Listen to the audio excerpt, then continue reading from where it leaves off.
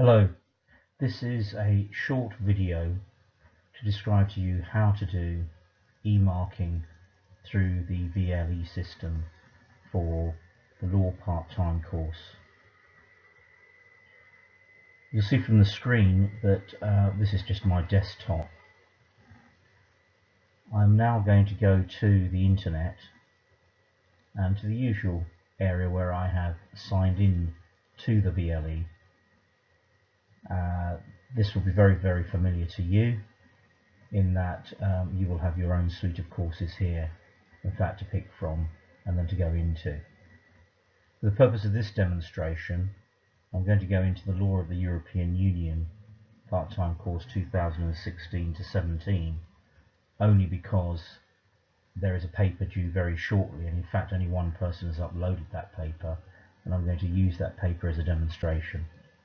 So I click into the actual area where the course is sat, and I am now going to be scrolling down to the relevant area which will allow me to go into where the first assignment is. And you can see it there, the Law of the European Union Assignment 1. Obviously for your course and your first piece of coursework it will be labelled differently, but you will be able to tell that it is the upload area because of the Turnitin symbol that is here.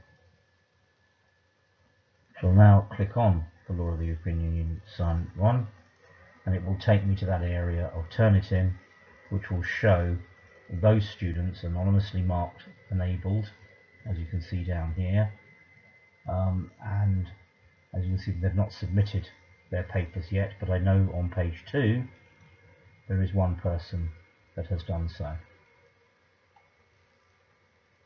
And there they are. There's been a problem in uploading, but I believe that's now been sorted out. It's got a very high similarity rating, which I've already pre-checked and filtered through with a copious amount of quotes that this particular student has used, and I've been able to filter it out to 11%. That is something that you'll have to do obviously with yours, and the way in which to do it I will just show you shortly as well. So I click on similarity and it will take me to the area of Turnitin where the paper will pop up.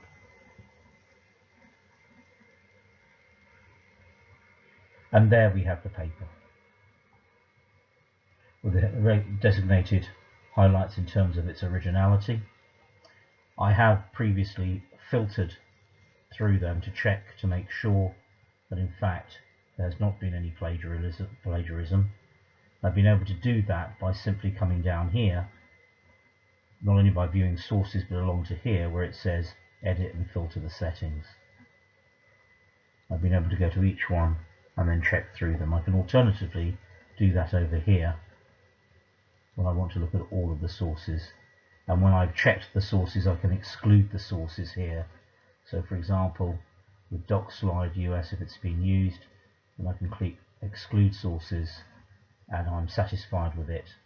As you can see here, they've used the similar quotes of the cases, and it's safe to exclude that because of the fact that it's simply a citation of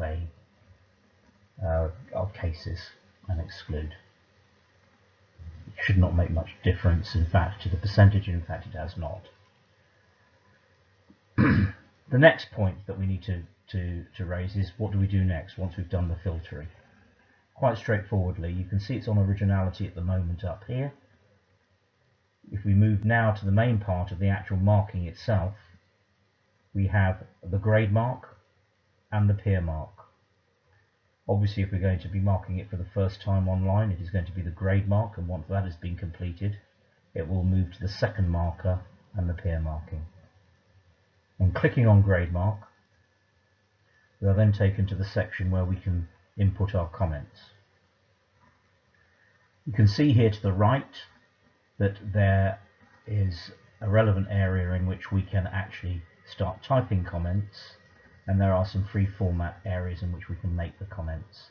There are some that have already been put in. The traditional way, for example, to insert a comment would be to simply take the relevant area that you wish to comment upon, say that paragraph, and place a comment there. You can move the box out the way so that it doesn't interfere. And we may want to comment here, for example, just simply repeating the question does not help with word count.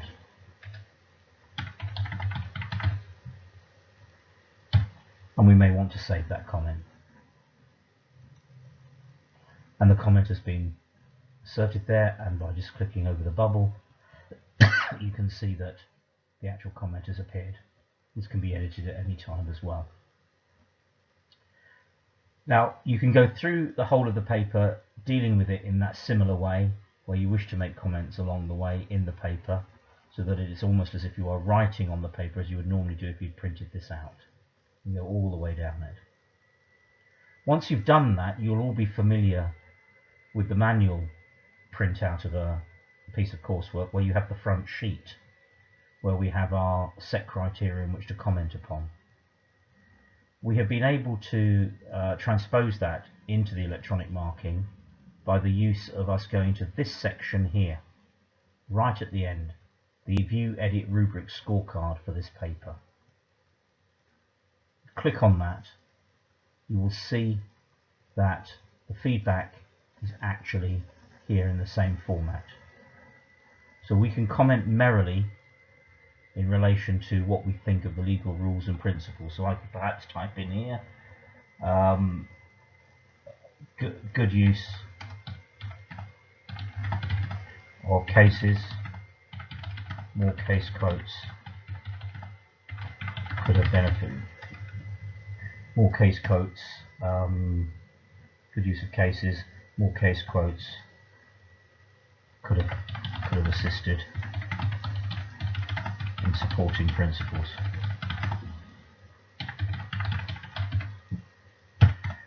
And that's free format. We can put as many words as we like in there.